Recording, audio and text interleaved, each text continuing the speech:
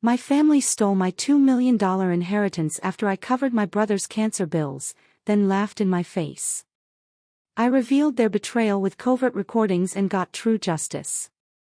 Can you even fathom dedicating 4 agonizing years and every single cent you had to save someone's life, only for them to turn around and mock you, claiming your inheritance is finally justice for them?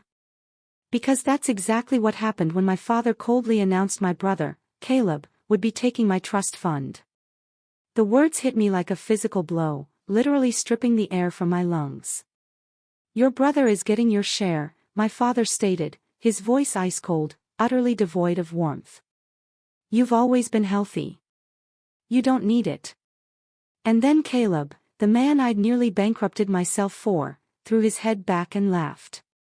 It was a cruel, chilling sound that twisted my gut into knots.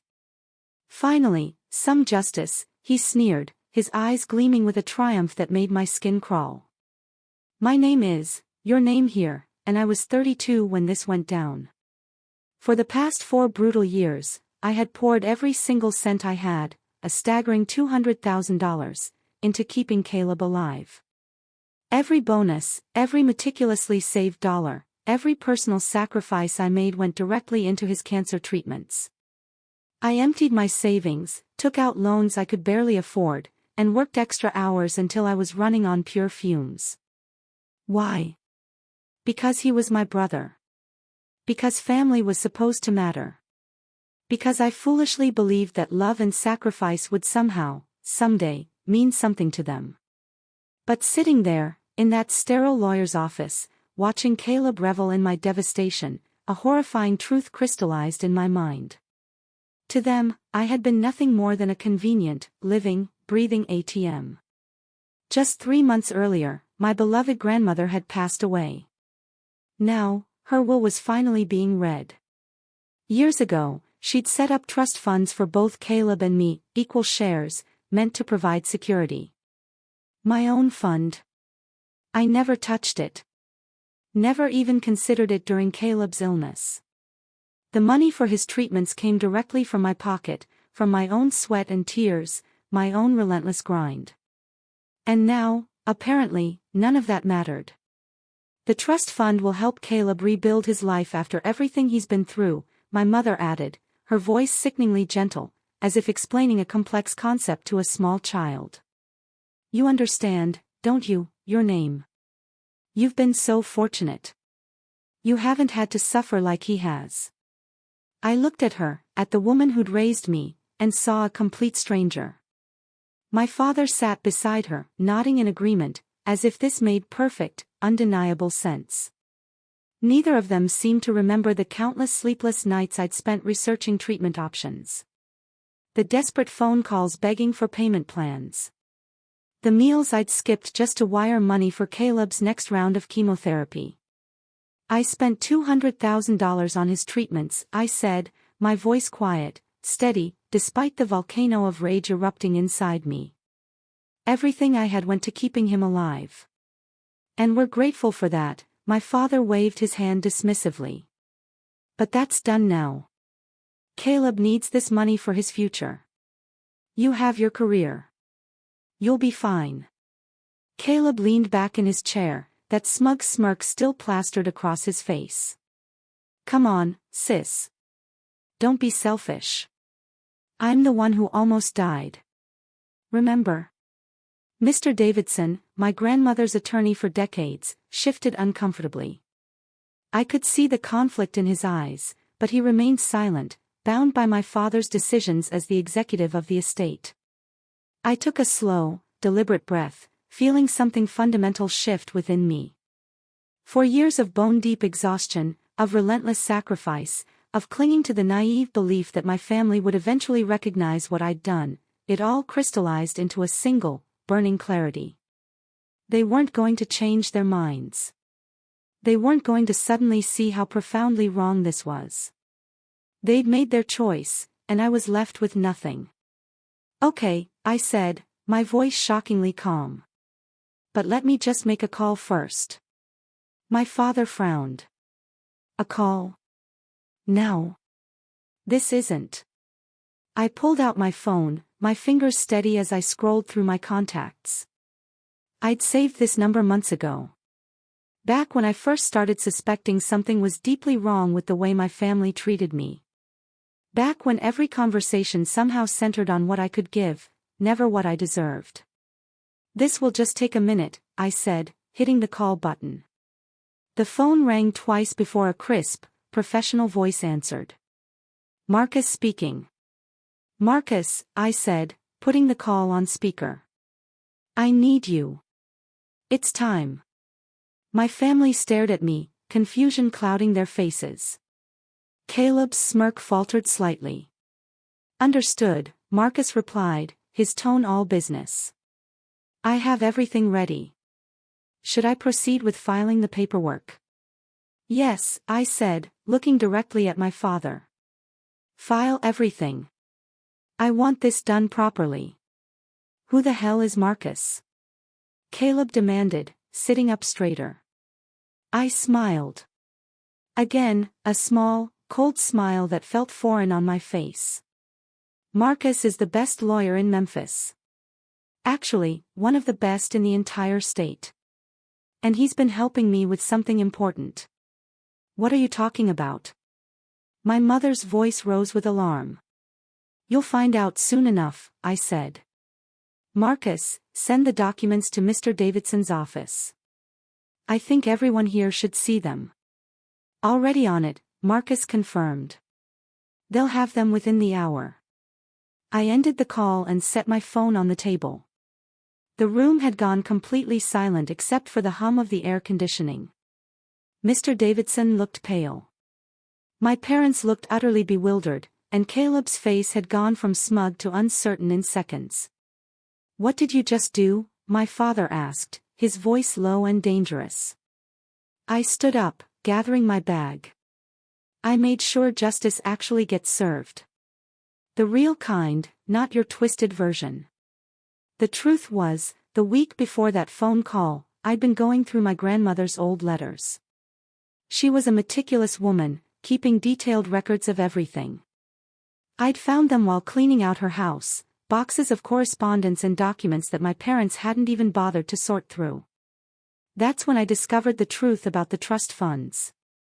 My grandmother hadn't left equal shares. She'd left specific instructions that her estate be divided based on contributions to family welfare. She'd watched me sacrifice everything for Caleb, seen how my parents enabled his selfishness, and she'd made provisions. The trust funds were supposed to be distributed according to who actually supported the family during a crisis. But my father, as executive, had simply decided to ignore those instructions. I'd grown up in a typical middle-class family. My father ran an accounting firm. My mother was a school administrator, and we lived comfortably. Caleb was 3 years younger than me, and from the start, he'd been the golden child. Everything came easier to him, or so my parents believed. They saw his struggles as evidence of a sensitive soul needing protection. They saw my successes as proof I could handle anything on my own. When Caleb was diagnosed with leukemia 4 years ago, the family rallied around him. But rallying, I quickly learned, meant very different things to different people. My parents rallied by being emotionally present, by visiting him, by cooking his favorite meals. They expected me to rally by opening my wallet. "The insurance won't cover this treatment," my mother had said during one of our family meetings, her voice laced with urgency. "But it could save his life. Can you help?" I'd said yes without hesitation. $5,000 for the first treatment, then $10,000, then $20,000, then $50,000. The numbers kept climbing, and I kept saying yes because I truly believed that when this was all over, my family would recognize what I'd done. But they didn't see it as sacrifice. They saw it as duty. "You make good money," my father had once said when I'd hesitated before writing another check. "This is what family does. Don't be selfish." Selfish. That word had become their weapon of choice whenever I showed any sign of exhaustion or financial strain. I was selfish for wanting to keep some money for my own future. Selfish for suggesting Caleb's friends or extended family might contribute. Selfish for being healthy when he was sick. I'd worked with Marcus for months, quietly gathering evidence and documentation. Every check I'd written, every wire transfer, every medical bill I'd paid. I'd kept meticulous records. My grandmother's letters had revealed her true intentions for the trust funds, and Marcus had helped me understand the legal implications of my father's decision to ignore those instructions. Your grandmother was very specific, Marcus had explained during our first meeting. He was a sharp-eyed man in his 50s with a reputation for winning impossible cases. She wanted her estate to go to the family member who demonstrated true commitment and sacrifice. Your father's decision to override that is legally questionable at best. Can we challenge it? I'd asked, hope flickering. We can do more than challenge it, he'd replied, a hint of satisfaction in his voice. We can ensure her actual wishes are honored. And based on what you've shown me, that means the entire trust should go to you. I'd been stunned. The entire trust? Your brother contributed nothing during his own illness, Marcus continued. In fact, he was the financial burden. Your parents contributed emotionally, but not financially. You're the only one who made actual sacrifices. By your grandmother's own criteria, you're the sole deserving beneficiary. But I'd hesitated, taking everything felt wrong, even after everything they'd done. I just want what's fair, I'd said. Marcus had looked at me seriously. Fair is you getting what you deserve after years of being taken advantage of. Your grandmother saw this coming. She knew your family's dynamics and she tried to protect you. Let's honor that. Now, sitting in Mr. Davidson's office, I watched my family's faces as they tried to process what was happening. My father's jaw was clenched. My mother looked anxious, and Caleb had gone pale. You're bluffing, Caleb said, but his voice lacked conviction. You can't just take the trust fund. I'm not taking it, I replied calmly. I'm claiming what Grandma actually intended for me. There's a difference. Mr. Davidson's phone buzzed, and he glanced at it before his face went even paler. I've received the documents, he said quietly. From a Mr. Marcus. I need to review these. What documents? My father demanded. Davidson, what's going on?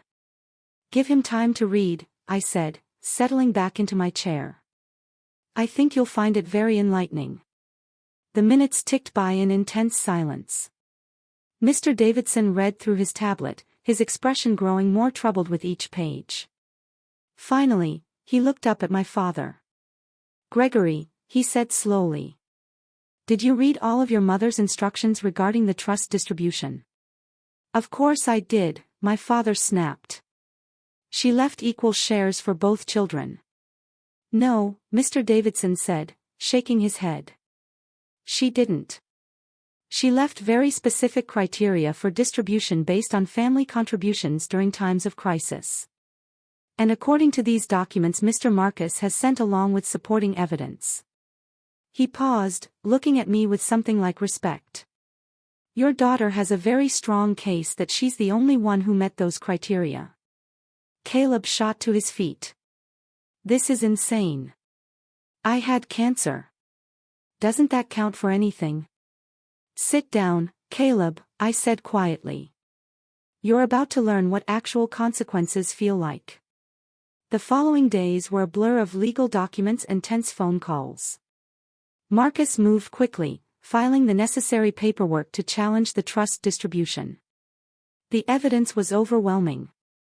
My grandmother's letters explicitly stated that her estate should go to whichever grandchild demonstrated selfless commitment to family welfare during times of great need.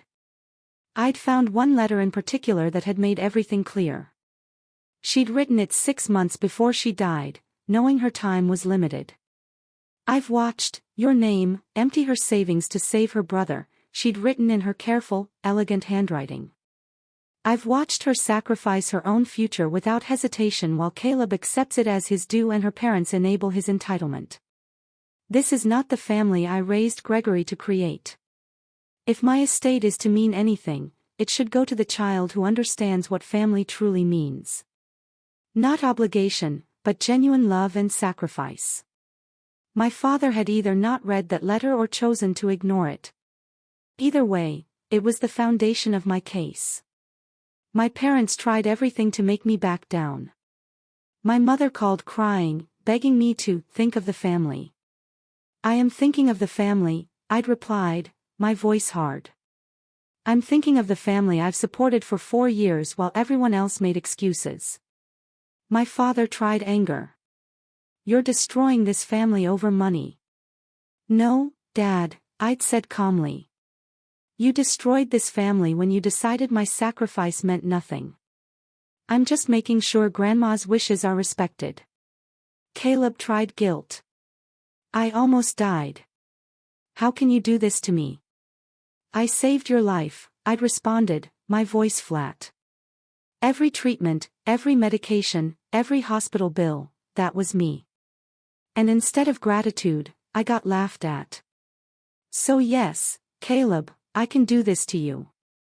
The truth was, I'd been building toward this moment for longer than they knew. It started small, about 2 years into Caleb's treatment. I'd asked him once, during a visit, if he ever thought about how he'd pay me back someday. He'd laughed. That same cruel laugh I'd hear later in the lawyer's office. Pay you back. You're my sister. You don't get paid back for doing your duty. Duty, the word had stung then, but I'd pushed it aside, telling myself he was sick. And stressed. But the comments kept coming. My mother suggesting I take on extra work to cover another treatment. My father casually mentioning I should postpone buying a house because Caleb's needs are more immediate. Every conversation reinforced the same message: my life, my dreams, my future, none of it mattered as much as Caleb's comfort. The breaking point had come 8 months ago, after Caleb's final treatment. He was declared cancer-free, and the family threw a massive celebration dinner. Everyone was so happy, so relieved. I'd walked in exhausted from working a double shift to pay off the last of his medical bills, and my mother had pulled me aside. Now that Caleb's better, you can focus on your own life again, she'd said, patting my hand. Maybe find a nice man. Settle down. You've put your life on hold long enough. I'd stared at her, waiting for the acknowledgement that never came. Waiting for her to recognize what I'd sacrificed, what I'd given up. But she just smiled and went back to celebrating Caleb's recovery. That night, I'd gone home and called every lawyer in Memphis until I found Marcus. I need someone who specializes in estate law and family disputes, I told him. And I need someone who won't back down when my family tries to manipulate them. Marcus had listened to my story and agreed to take my case. Start documenting everything, he'd advised. Every conversation, every request for money, every dismissal of your contributions, and find your grandmother's paperwork. If her will says what you think it does, we have a case. 3 weeks after that initial phone call in Mr. Davidson's office, Marcus called with news. The judge has reviewed everything, he said. Your grandmother's intentions are clear, and your father's decision to ignore them was legally unsound. The court is ruling in your favor. I sank into my chair, barely believing it. The entire trust. The entire trust, Marcus confirmed. $2 million, your name. It's yours. And there's something else. He chuckled faintly. The judge was particularly moved by your grandmother's letters and your documentation of financial support. He's also ordering your parents to repay you the $50,000 they borrowed from you last year for their vacation. The loan they claimed they had forgotten about. I'd even forgotten I'd mentioned that to Marcus. It had seemed like such a small thing compared to the $200,000 I'd spent on Caleb. When will this be final? I asked, my voice a whisper. 2 weeks. They can appeal, but based on the evidence, any appeal would be frivolous. Start making plans for what you'll do with your inheritance. After we hung up, I sat in my apartment looking at the sparse furniture and bare walls. I'd lived like this for 4 years, every extra dollar going to Caleb's care. My friends had moved into nice houses, started families, built lives. I'd put everything on hold. Not anymore. I called my parents that evening. My father answered, his voice tight with barely controlled anger. "I suppose you're calling to gloat," he said. "No," I replied, my own voice surprisingly calm. "I'm calling to tell you that this was your choice. You could have recognized what I did. You could have shown gratitude, or at least basic respect. Instead, you laughed at me and tried to take what little grandma left me. So, yes, I fought back. And yes, I won. This will destroy our relationship," my mother said from the background, her voice breaking. "Mom," I said softly. "Our relationship was destroyed the moment you decided my value was only in what I could provide. I'm just the first one to acknowledge it." I hung up before they could respond. And for the first time in years, I felt something I'd almost forgotten, the lightness of being free. The next morning, I woke up to 17 missed calls and dozens of text messages. My father, my mother, Caleb, even distant relatives I hadn't heard from in years. All of them suddenly desperate to talk to me. I deleted them without reading most of them and got ready for work. At the office, my colleague Chloe noticed immediately that something had changed. "You look different," she said, studying my face. Something happened. Chloe was the only person at work who knew about my family situation. She'd been the one covering for me during Caleb's worst days, taking on my projects when I was too exhausted to function. "I won," I told her simply. "The trust fund case. I won everything." Her face lit up. "That's incredible. After everything you went through, you deserve this." But even as I said the words, I felt a nagging unease. Winning felt good, but something about my family's sudden silence after that initial barrage of calls felt wrong. They weren't the type to give up easily. That afternoon, I got a call from Mr. Davidson. "We need to talk," he said, his voice strained. "Your brother just filed a lawsuit against you." I sat down heavily. "What kind of lawsuit?" "He's claiming that the money you spent on his medical treatments was actually a loan, not a gift. He's arguing that he never asked you to pay for everything, that you insisted on it, and that you're using his illness to manipulate the inheritance situation." The audacity of it knocked the breath out of me. "That's absurd." "I have documentation." "I know," Mr. Davidson interrupted. "And Marcus knows, but your brother has hired Victor Thorne. Do you know who that is?" I did. Victor Thorne was a notorious attorney in Memphis, known for taking impossible cases and finding technicalities to exploit. He was expensive, which meant Caleb had found someone to fund this lawsuit. "My parents are backing this," I said, realization dawning. "Most likely. Thorne doesn't come cheap. This is going to get ugly. They're going to try to paint you as someone who held your brother's illness over his head." I called Marcus immediately. He'd already heard about the lawsuit. "This is a desperate move," he said. "But desperate moves can be dangerous. They're going to subpoena your bank records, your communications with Caleb during his illness. They're going to look for anything that suggests you expected repayment." "I never expected repayment," I said, my voice thick with frustration. "I just wanted acknowledgement, recognition that I'd sacrificed something." "I believe you, but we need to be prepared. Did you ever say anything to Caleb that could be misconstrued? Any text message, any email where you mentioned the money?" I thought back, my heart sinking. There had been one conversation about a year ago. Caleb had been complaining about being bored during recovery, wanting to take an expensive vacation to heal properly. I'd been at my breaking point, exhausted from working overtime to pay off his latest bills. I told him I couldn't help with the vacation, I said slowly. I said something like, I've already given you everything I have. Could they use that? Marcus was quiet for a moment. Potentially, they could argue that phrasing suggests you viewed it as a transaction, but we can counter it. The context matters. You were explaining why you couldn't give him more money, not demanding repayment. The lawsuit consumed the next 2 weeks. Victor Thorne filed motion after motion, each one designed to delay the trust fund distribution and paint me as a villain.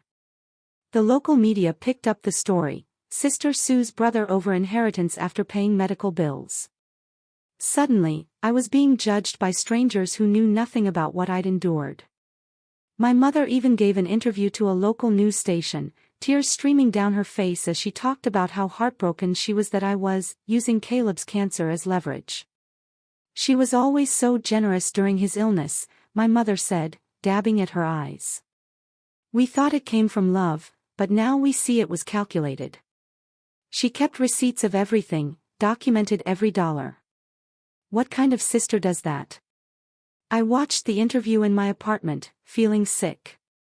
They were twisting everything, making my practical decision to keep records look like evidence of manipulation. Chloe came over that night with wine and takeout. Don't watch that garbage, she said, turning off the television. Anyone who knows you knows the truth. But most people don't know me, I replied, feeling defeated. They just see the headlines, cruel sister denies cancer survivor his inheritance. The truth will come out in court, Chloe insisted. Marcus is good. He'll make sure of it. But I wasn't so sure anymore. Victor Thorne was already creating reasonable doubt, suggesting alternate interpretations of my actions. What if the judge believed them? What if I ended up with nothing after all of this? That night, I couldn't sleep. I kept replaying every conversation with Caleb, every text message, looking for ammunition they could use against me. And then I remembered something. Something I'd almost forgotten about. The recordings. About 18 months into Caleb's treatment, I'd started feeling uneasy about our family dynamics. The way my parents casually asked for money. The way Caleb took my help for granted. It had started to feel less like family support and more like exploitation. So, I'd begun recording some of our conversations, just in case I ever needed to protect myself. I'd felt guilty about it at the time, like I was betraying family trust. But now, digging through my old files, I found them. Hours of recordings from family dinners, phone calls, meetings about Caleb's care. And in those recordings was the truth. Every casual dismissal of my sacrifice, every entitled demand. Every moment they'd made clear my worth was only in my wallet. I called Marcus at midnight. I have recordings, I said, my voice breathless. From during Caleb's treatment. Conversations with my family. Are they legally obtained? Marcus asked immediately. Tennessee is a one-party consent state, so as long as you were part of the conversation. I confirmed. Every single one. Send them to me now, he said, his voice sharp with excitement. This could change everything. I spent the rest of the night uploading files to Marcus's secure server. As each recording transferred, I listened to snippets. My mother's voice saying, her salary is higher. She should cover more. My father explaining to Caleb that, your sister doesn't need her savings. She's investing in family. Caleb himself, in one particularly clear recording, saying, why would I thank her? She's supposed to help me. That's what sisters do. By morning, Marcus had reviewed everything. Yes, he said, his voice carrying barely contained excitement. These recordings don't just defend you, they destroy their case. In fact, they open up new possibilities. Your family's behavior could be construed as financial exploitation. We might be able to argue for more than just the trust fund. What do you mean? I asked, my heart pounding. I mean, we might be able to get your $200,000 back. Every cent you spent on Caleb's treatment. We might be able to prove your family coerced you into it through emotional manipulation. The courtroom was packed the day Marcus played the recordings. Victor Thorne had been confident, strutting around like he'd already won. My parents sat behind Caleb, my mother holding his hand, both of them looking like victims in their carefully chosen conservative clothes. I sat with Marcus at our table, my hands folded calmly in my lap. I'd learned to hide my emotions over the past 4 years. That skill was serving me well now. Your Honor, Marcus began, his voice clear and resonant. The defense has painted Miss, your name, as someone who manipulated her brother's illness for personal gain. They claim she kept records as evidence of loans, not gifts. But I'd like to present evidence that tells a very different story, one of systematic exploitation of a young woman's love for her family. Victor Thorne objected immediately. Your Honor, this is a transparent attempt to distract from, I'll allow it, Judge Walsh interrupted. She was a woman in her 60s, known for being fair but strict. Proceed, Mr. Marcus. Marcus played the first recording. It was from a family dinner 2 years ago. My father's voice came through clearly. We need to talk about Caleb's next treatment. Insurance denied it, but the doctor says it's crucial. How much can you contribute? My voice, tired and strained, Dad, I've already given $40,000 this year. I'm running out of savings.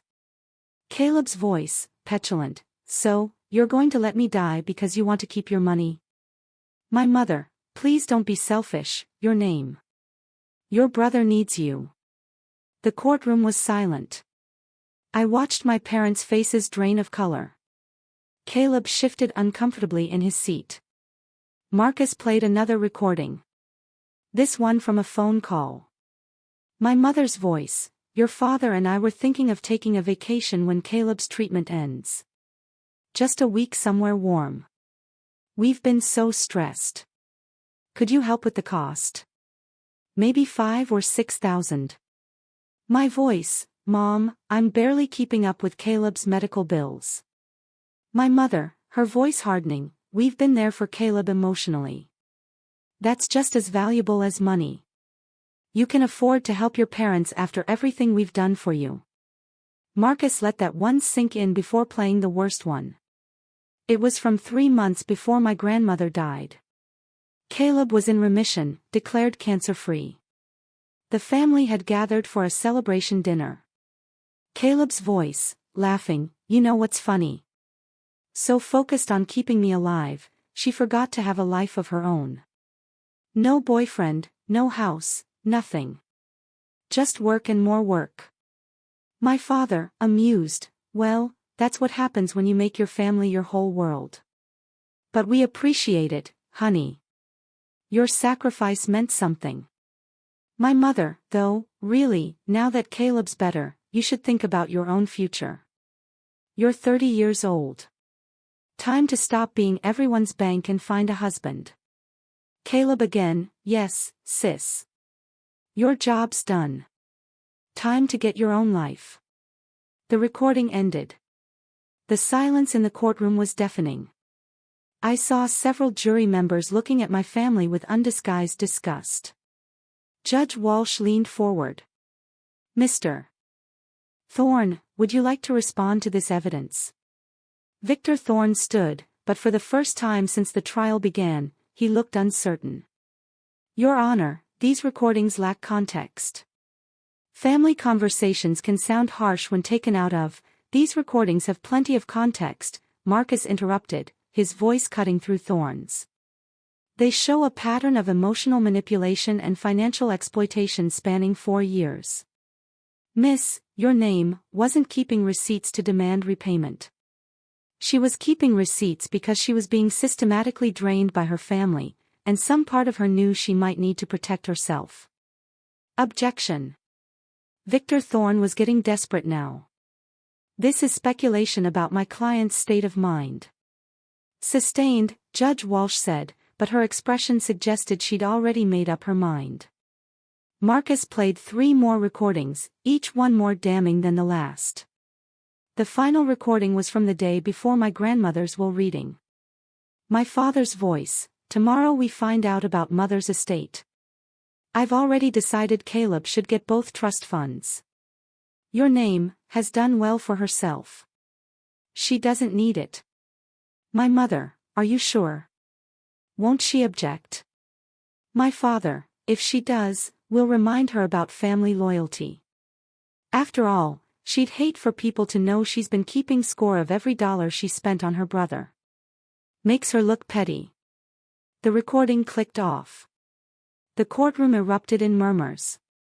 Judge Walsh banged her gavel. "Order," she called. "Mr. Thorne, does your client wish to proceed with his lawsuit?" I watched Caleb lean toward Victor Thorne, whispering frantically. Victor's face was grim as he listened. Finally, he stood. "Your Honor, in light of this new evidence, my client wishes to withdraw his lawsuit." "Motion granted," Judge Walsh said, her eyes fixed on my family. "However, I'm troubled by what I've heard today. These recordings suggest financial elder abuse and coercion. I'm ordering a full investigation into the Sterling family's treatment of Miss, your name, over the past 4 years." My father shot to his feet. "Your Honor, this is unnecessary." "Sit down, Mr. Sterling," Judge Walsh said sharply. "You've already proven yourself unreliable as an executive of your mother's estate. The investigation will determine whether criminal charges are warranted.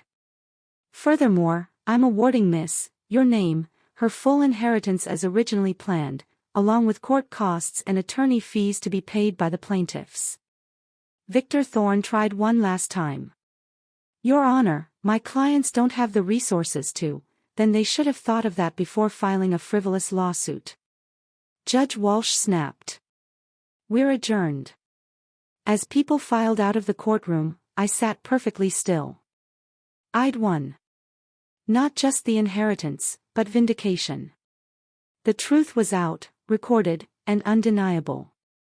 My mother tried to approach me in the hallway, but Marcus stepped between us.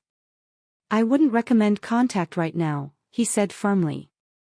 "Not while the investigation is pending." My mother's face crumpled. "Please. We're still family." I looked at her. This woman who'd raised me but never really seen me. "No," I said quietly. "We're not. Family doesn't exploit each other. Family doesn't mock each other's sacrifices. You made your choice when you laughed at me in that lawyer's office. I'm just making mine now." Caleb pushed forward, his face red. "You vindictive. You planned this. You recorded us deliberately." I protected myself, I corrected, my voice steady. "Because somewhere deep down, I knew you'd eventually show your true colors. I just didn't realize how ugly those colors would be." My father stood apart from the others, his face a mask of barely controlled rage. "This isn't over," he said. "The investigation won't find anything. You'll see." Marcus smiled coldly. "Actually, Mr. Sterling, based on those recordings, I'd say the investigation will find quite a lot. Financial coercion, elder abuse of herself, possible fraud in the handling of the estate. I'd recommend you find a good criminal defense attorney." I watched my father's face go pale, watched the reality of consequences sink in. For years, they'd acted without accountability, secure in the knowledge that I'd keep sacrificing, keep giving, keep enabling their entitlement. Not anymore. The investigation moved faster than anyone expected. Within 2 weeks, state financial investigators had combed through 4 years of records. What they found painted an even uglier picture than the recording suggested. My parents had lied about their financial situation. They weren't struggling to help Caleb. They had significant savings they never touched. Instead, they'd manipulated me into covering costs they could have easily paid themselves. That vacation they'd asked me to fund. They'd taken 3 others in the previous year, all paid from their retirement accounts. But the worst discovery came when investigators looked into Caleb's medical bills. Marcus called me on a Tuesday afternoon. "Are you sitting down?" he asked, his voice grave. "What did they find?" I asked, a knot forming in my stomach. "Your brother's insurance covered more than he told you, significantly more. Of the $200,000 you paid, only about $80,000 was actually necessary. The rest was for elective treatments, comfort upgrades, and expenses that insurance had already reimbursed." I felt dizzy. "What do you mean reimbursed?" "Your brother was submitting claims twice," Marcus explained. "Once to insurance, once to you. He pocketed the difference. And your parents knew about it." The betrayal was so complete, so thorough, that I couldn't even process it at first. I'd been working myself into exhaustion, missing mortgage payments, eating ramen for dinner, while Caleb was profiting from my love for him. "The district attorney is filing fraud charges," Marcus continued, "against all three of them. Your brother for insurance fraud and financial exploitation, your parents for conspiracy and elder financial abuse." "Elder abuse?" I repeated numbly. "Tennessee law defines vulnerable adults as anyone being exploited, regardless of age. The systematic nature of what they did to you qualifies. They could face serious jail time." I should have felt triumph. Instead, I felt hollow. This was my family. The people who'd raised me, who I'd loved unconditionally, and they'd systematically destroyed that love for money they didn't even need. Chloe convinced me to take a week off work. I spent it in a cabin in the Smoky Mountains, away from phones and people. I needed to think, to process everything that had happened. On the third day, I got a letter. It had been forwarded from my apartment. The return address was from a state prison. Someone had already been arrested pending trial. It was from Caleb. I almost threw it away without reading it, but something made me open it. The letter was short, written in Caleb's familiar scrawl. "I know you won't believe this, but I'm sorry. Not sorry I got caught. I'm sorry I did it in the first place. You want to know the worst part? I didn't even need most of that money. I wanted it. I wanted you to prove you loved me more than your own comfort. And when you kept giving, kept sacrificing, I despised you for it. I despised you for being better than me, for showing me exactly what kind of person I'd become. Mom and Dad taught me that family exists to serve me. You showed me what family could actually be, and I hated you for it. ****, I don't expect forgiveness. I don't deserve it. But I wanted you to know that somewhere in the wreckage of what I became, I knew you were the only real one among us. ***, I read the letter 3 times, then burned it in the cabin's fireplace. His words didn't change anything. They didn't undo the exploitation. They didn't restore the years I'd lost. But they did give me something I hadn't expected: clarity. My family hadn't just taken my money. They'd taken my ability to trust, to believe in the goodness of the people who should have loved me most. But they hadn't taken my strength, the strength I'd built myself, one exhausting shift at a time, one sacrifice at a time, one moment of standing back up when they tried to keep me down. When I returned to Memphis, there was a message from my grandmother's lawyer, Mr. Davidson. "There's something else in your grandmother's estate you should know about. Can you come to my office?" I met him the next day. He looked older than I remembered, worn down by the revelations about my family. "Your grandmother left you something beyond the trust fund," he said, sliding a document across his desk. "A letter to be given to you only after the distribution was finalized." I opened it with trembling hands. My grandmother's handwriting filled the page.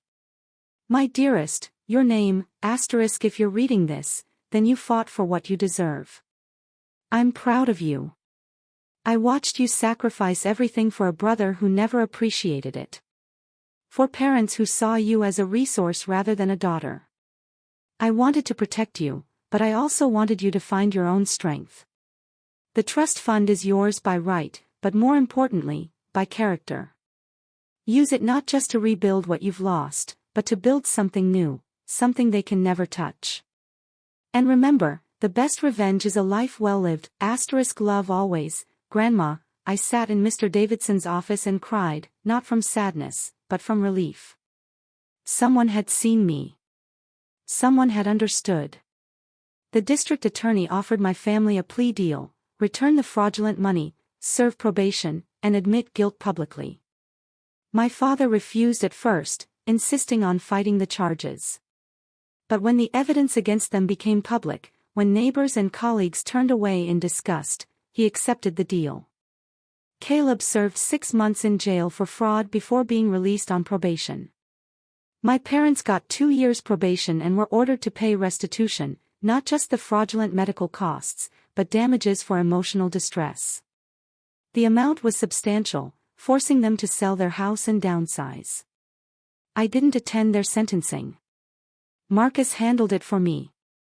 I was busy with other things, specifically buying my first house, a beautiful craftsman in a quiet Memphis neighborhood. The trust fund had given me financial security I'd never imagined. But more than that, it gave me the freedom to rebuild my life on my own terms. Chloe helped me move in, along with a few other friends from work. We ordered pizza, drank cheap wine, and christened every room with laughter. As I stood on my new porch, watching the sunset paint the sky in shades of orange and gold, I felt something I hadn't felt in years: peace. My phone rang. Unknown number. I almost didn't answer, but something made me pick up. It was my mother's voice, small and broken. "Please, your name. Can we talk? We made mistakes. Terrible mistakes. But we're still your parents. Doesn't that count for something?" I looked at my new home, at Chloe laughing with friends in the living room, at the life I'd built from the ashes of my family's betrayal. "You are my parents," I said quietly. But being a parent means more than biology. It means seeing your child as a person, not a resource. You never learned that. I hope someday you do, for your own sake, but it won't be with me. I hung up and blocked the number. Then I walked back inside to my chosen family, to the people who saw me for who I was, not what I could give. The past was finally, truly behind me. 6 months after the trial, I was sitting in a coffee shop reviewing financial reports when I saw her. My mother standing in line, looking smaller somehow. She hadn't noticed me yet, and for a moment I considered leaving, but something kept me in my seat. She ordered her coffee and turned, our eyes meeting. Her face went through a series of emotions: shock, hope, fear. She walked toward my table hesitantly. "Your name," she said, her voice barely above a whisper. "I didn't expect to see you here." "I come here every Tuesday," I replied evenly. "For the past 3 months." She understood the implication. This was my space now, and she was the intruder. "May I sit?" I gestured to the empty chair. She sat down carefully, clutching her coffee cup like a lifeline. "You look well," she said. "I am well." The silence stretched between us, heavy with everything unsaid. Finally, she spoke again. "Your father and I lost the house last month. We're renting a small apartment in East Memphis now. Caleb's living with us. He can't find a job with his record." I sipped my coffee and said nothing. "I know you don't want to hear this," she continued, her voice cracking, "but we're struggling. The restitution payments, the legal fees, Caleb's probation costs. We can barely make rent. And you're telling me this because..." She looked down at her hands. "Because I hoped. I thought maybe, given time, you might be willing to help. Just a little. We're family after all." The audacity of it would have made me laugh if it wasn't so pathetic. Here she was, after everything, still thinking she could tap into my resources, still believing that the word family held some magical power over me. "Do you know what I did yesterday?" I asked calmly. I donated $50,000 to a cancer research charity in my grandmother's name. Not Caleb's. He doesn't deserve that honor. But Grandma, who actually understood what sacrifice meant. My mother's face crumpled. $50,000. We're about to be evicted, and you're just giving away my money, I interrupted. My inheritance. My choice. The same way it was your choice to steal from me for years. The same way it was your choice to mock my sacrifices and then try to take what little Grandma left me. We made mistakes, she whispered. But we're paying for them. How long are you going to punish us? I set down my coffee and looked at her directly. I'm not punishing you, Mom. I'm just not saving you. There's a difference. You taught me that actions have consequences. I'm just letting you experience those consequences without interference. That's cruel. No, Mom. Cruelty was laughing at me when I was denied my inheritance. Cruelty was pocketing money meant for Caleb's medical care. Cruelty was teaching my brother that exploiting me was acceptable. What I'm doing now. This is called boundaries, and I'm finally healthy enough to maintain them. She stood up abruptly, her chair scraping against the floor. I hope you're happy. I hope all of this was worth it. It wasn't about worth, I said to her, retreating back. It was about survival. And yes, Mom, I am happy. Happier than I ever was when I was trying to earn love from people who saw me as an ATM. She left without another word. And I went back to my financial reports. My hands were steady, my heart rate normal. There was no guilt, no second-guessing, just the quiet satisfaction of boundaries finally firmly in place. That evening, I had dinner with Chloe and her fiancé, Noah, at a new restaurant downtown. They were planning their wedding, and Chloe wanted my input on venues. What about the Riverbend estate, she suggested, showing me photos on her phone. It's beautiful. And they have this gorgeous garden for outdoor ceremonies. I looked at the images. White chairs arranged in perfect rows, flowers cascading from arbors, string lights creating a canopy of stars. It was beautiful. It was hopeful. It was everything a wedding should be. It's perfect, I said. Book it. Noah smiled. Chloe said you'd approve. She's been talking about it for weeks, but wanted your blessing first. Why my blessing? I asked, genuinely curious. Chloe reached across the table and squeezed my hand.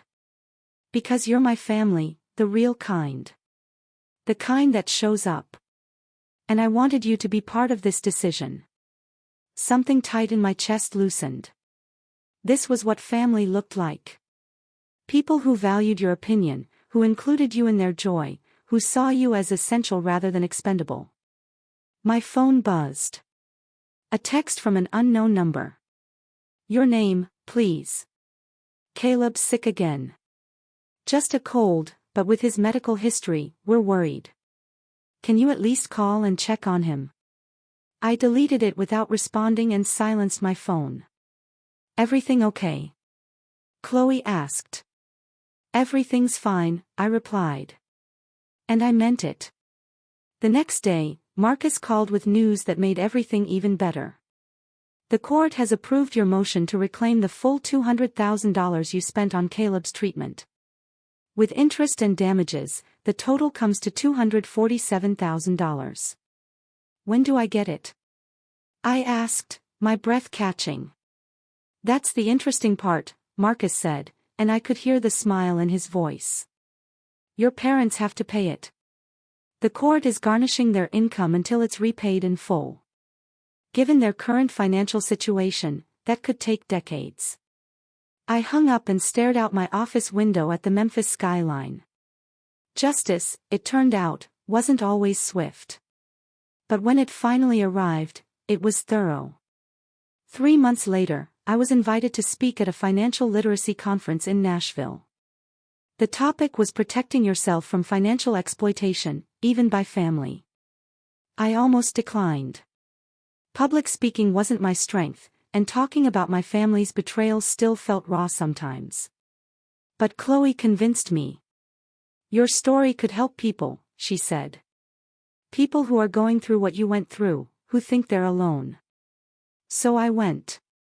The conference was held at a downtown hotel, and my session was scheduled for the second day. I prepared a presentation focusing on the practical aspects, keeping records, understanding legal rights, recognizing warning signs of financial abuse.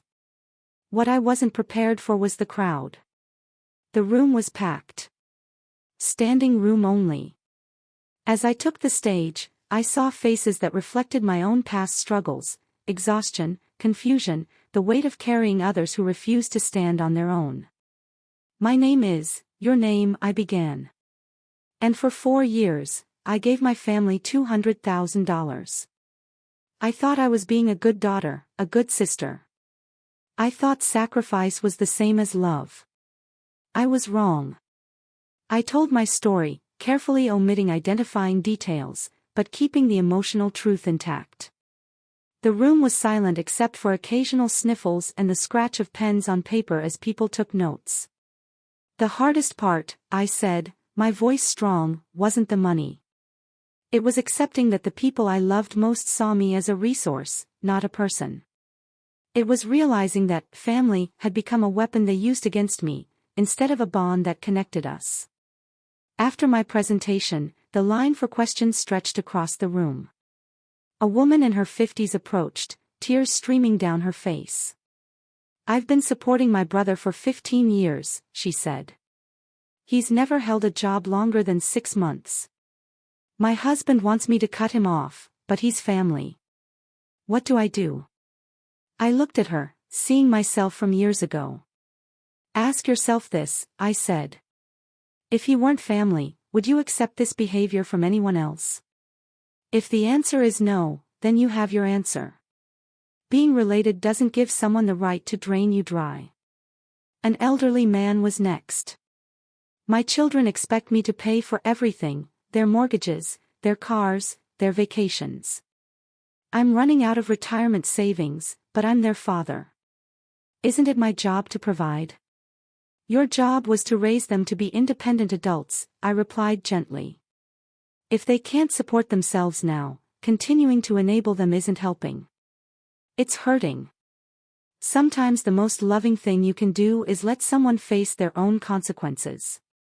For 2 hours, I answered questions, gave advice, and watched people come to the same painful realizations I'd reached. By the end, I was emotionally exhausted, but strangely fulfilled. My suffering had purpose now. It could help others avoid the same trap.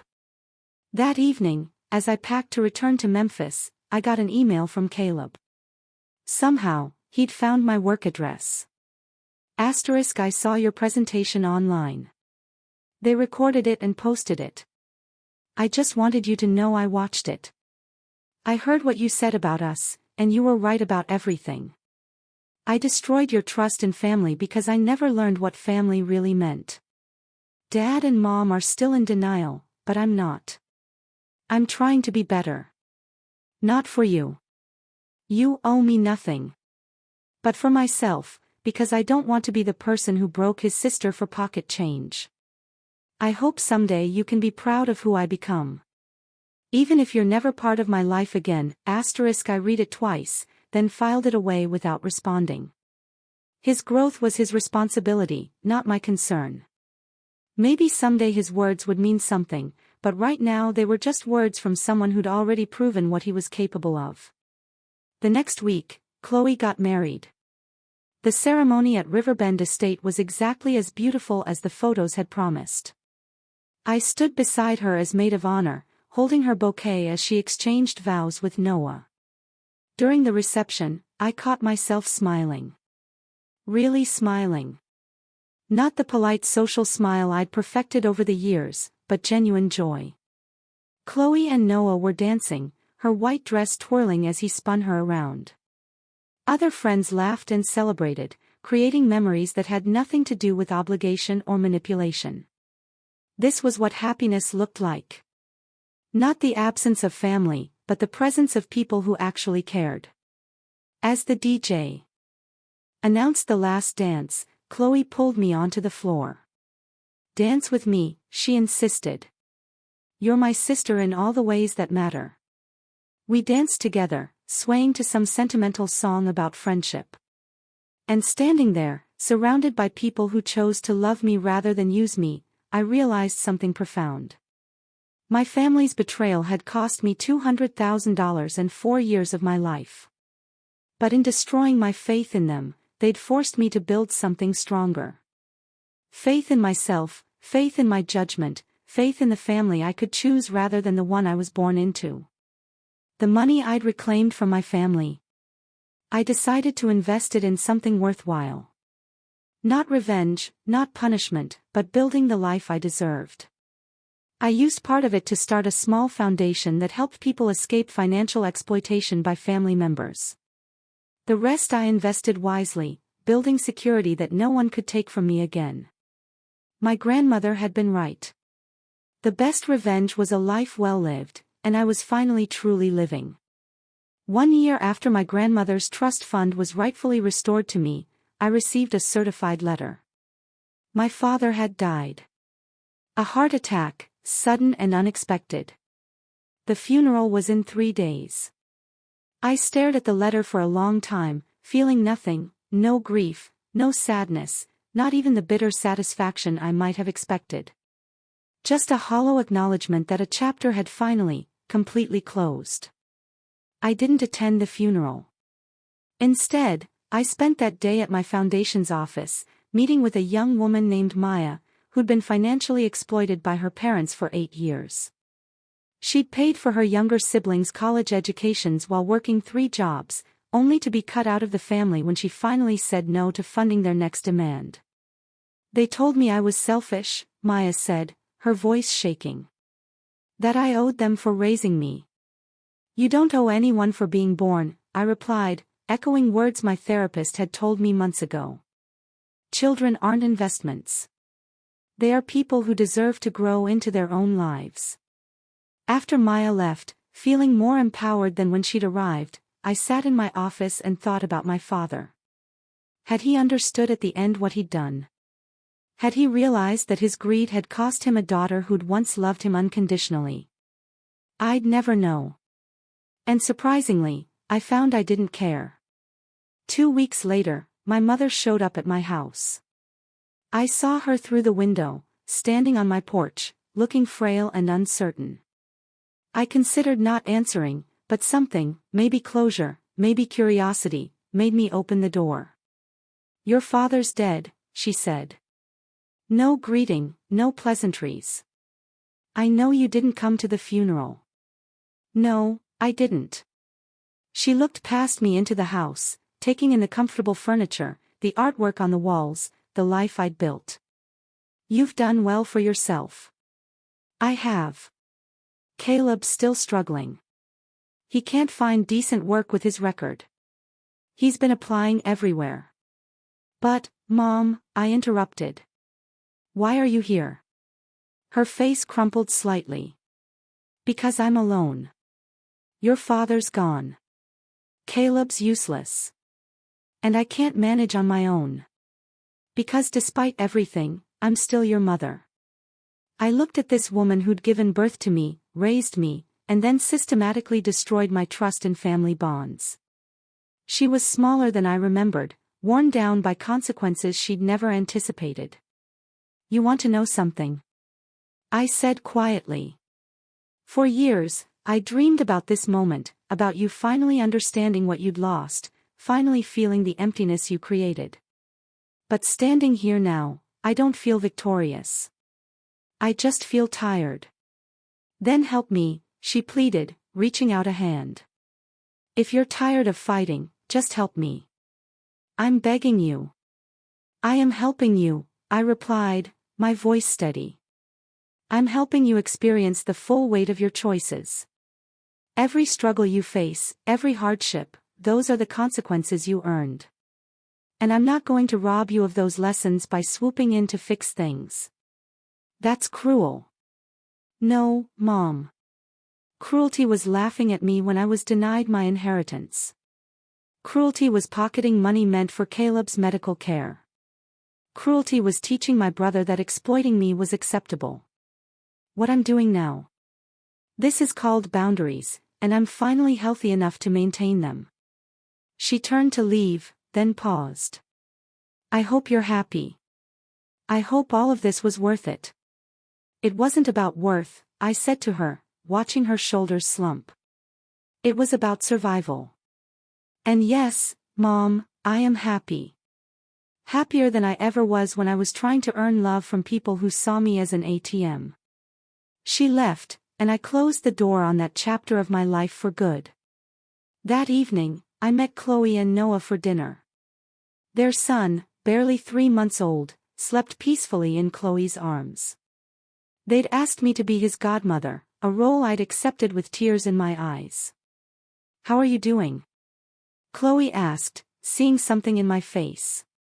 My mother came by today, I said, a faint smile touching my lips. Wanting help, wanting me to fix their problems. Anne. I said no. Cleanly, clearly, finally. Noah raised his glass. To boundaries. To chosen family, Chloe added. To living well, I finished. We clinked glasses, and I felt the last piece of old pain finally release its grip on my heart. My mother eventually moved to a subsidized housing unit, living on Social Security and whatever part-time work she could find. Caleb married someone equally damaged, and together they struggled through life, each blaming the other for their failures. Neither of them ever took responsibility for what they'd done to me, preferring to cast themselves as victims of my cruelty. I heard these updates from distant relatives occasionally and each time felt nothing but relief that I was no longer part of that dysfunction. The foundation I created helped 73 people in its first 2 years escape financial exploitation by family members. Each person who walked through our doors represented a version of my former self. Someone who'd confused sacrifice with love, duty with destruction. And each person we helped felt like redemption for the years I'd lost. Standing in my home office 5 years after my grandmother's will was read, I looked at the photo on my desk. Chloe, Noah, their children, and me at the beach, laughing at something silly and inconsequential. This was my family now. The people who celebrated my successes, supported my boundaries, and loved me without keeping score. My revenge hadn't been about destroying my family. They'd done that to themselves. My revenge had been simpler and far more powerful. I'd built a life so fulfilling, so complete that their absence from it was a blessing rather than a loss. Have you ever had to draw a line with family members who just wouldn't stop taking? What would you have done if you were in my shoes? Share your thoughts in the comments below. I'd really love to hear from you.